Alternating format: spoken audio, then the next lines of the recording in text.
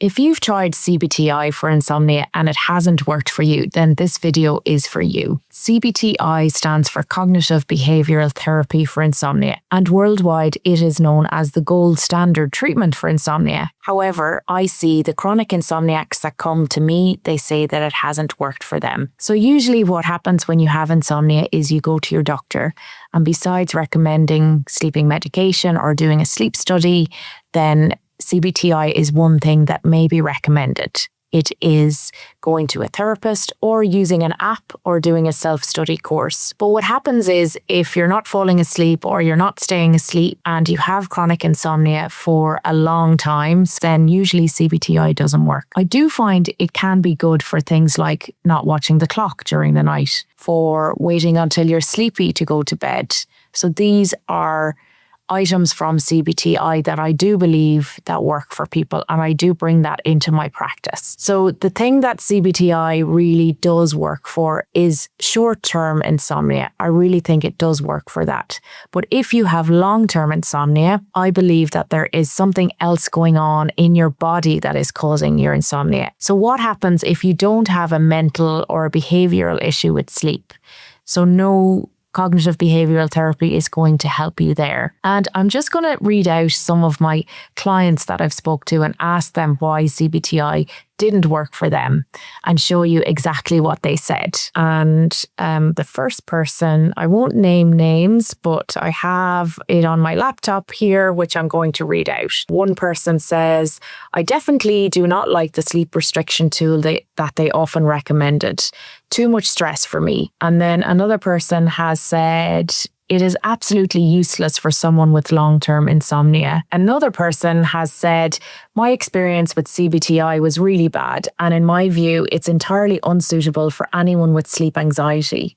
I would go to bed on high alert, ready to jump out at the smallest stirring, head to the spare room where I would attempt to read, but actually I would spend my time monitoring if I was sleepy enough to go back to bed. And then this isn't from reading my laptop, but I can also tell you that another client, when I asked them when they had gotten their sleep back, had CBTI worked for them, and they said that they had spoken to a few cognitive behavioural therapy therapists, and that the client believed that there was something going on in their body. They didn't think they had a mental or cognitive issue with sleep. So I would say it's kind of like cognitive behavioural therapy will work for you if you have a mental issue with not sleeping or a habitual or behavioural issue with not sleeping. And that's usually for people with short-term insomnia. So it's kind of like going to a cardiologist if you've got a broken leg.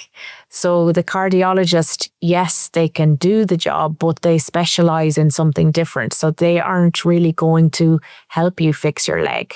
So you need to go somewhere else to help you fix your leg. So although they're a doctor, they don't necessarily specialize in that thing. So it's the same with going to a cognitive behavioral therapy course or therapist for chronic insomnia, but they won't be able to help you because although they don't say they specialize in short-term insomnia, that's where it can work when it's a mental, emotional issue with sleep. So what I believe is that sleep is a whole body issue, and the thing that's causing your insomnia is not a sleep issue. It's actually something going on in the body. And while, yes, I do bring in some CBTI techniques, like not watching the clock, waiting till you're sleepy to go to bed, associating your bed with sleep and cuddles only. The other thing, when you wake up in the night and you can't get back to sleep, using techniques to calm your nervous system. So for example, I would give my clients breathing techniques to do when they wake up in the night. I don't get them to do the sleep restriction piece because I do think that's very hard on someone who is already not sleeping. But definitely exercises to calm the nervous system when you're not sleeping can really help. And I would urge you to do some low and slow breathing during the night if you do wake up. And I get my clients to do this while we are working on the bigger picture of what's going on in the body. So the way I differ is that when I'm working with someone with chronic insomnia, I will look at what's going on in their body. And I do that through running 4 functional lab tests to figure out what is going on in your body that is causing your sleep issue. So this could be hormones, it could be a cortisol issue, it could be your liver. Then we run the hair tissue mineral analysis, which looks at how your minerals are, if you have any heavy metals. I run the Dutch test, which is a hormones test. So that looks at your sex hormones, for example, estrogen, testosterone, DHEA, progesterone. What are these hormones doing in your body and are they keeping you awake? I also look at the gut in detail through the GI map. And this is a gut stool test, which can tell us many things that are keeping you awake. So, for example, have you got a yeast infection? Have you got any parasites? Have you got something called Helicobacter pylori? Have you got leaky gut? How is your digestion? So if your digestion is not working well, then it's going to cause blood sugar issues. How is your diet? How is your blood sugar? So are you fasting too much? What are you eating? Are you eating enough protein? So all of these things really contribute to sleep issues. And in fact, neurotransmitters is another test that I run. And if your gut is messed up, we have this thing called the gut-brain axis, where the gut talks to the brain 90% of the time. So if your gut is imbalanced, then it's not able to produce those neurotransmitters. So we need to run the functional lab test to figure out, in your case, what is going on in your body that is causing your sleep issues. I work on these with you for 6 months through diet change, targeted supplementation, and lifestyle change in order to get the body back into balance. And when the body is back into balance and the gut issues are resolved, or the minerals are brought back into balance, or the hormones are brought back into balance, that is when the sleep returns. The other thing that CBTI does not look at is your sleep environment. So whether you have a toxin in your environment. So oftentimes, one thing that's hugely overlooked is if someone has a biotoxin in their environment. So if you're working with someone for CBTI, they don't cover these things. So they don't look at the real root causes of not sleeping, which I believe are in the body. Sometimes they are in the mind too. So sleep issues can be in the mind too. So someone who has sleep anxiety, someone who has fear around bedtime because they haven't slept in a long time, someone whose nervous system is dysregulated because, again, they haven't slept in a long time and they really are stuck in flight or fight. So in those cases, I do work on the mental or emotional side of not sleeping.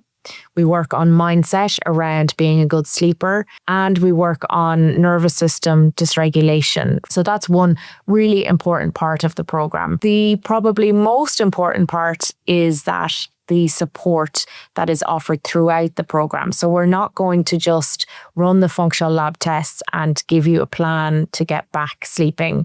We actually provide email support Monday to Friday.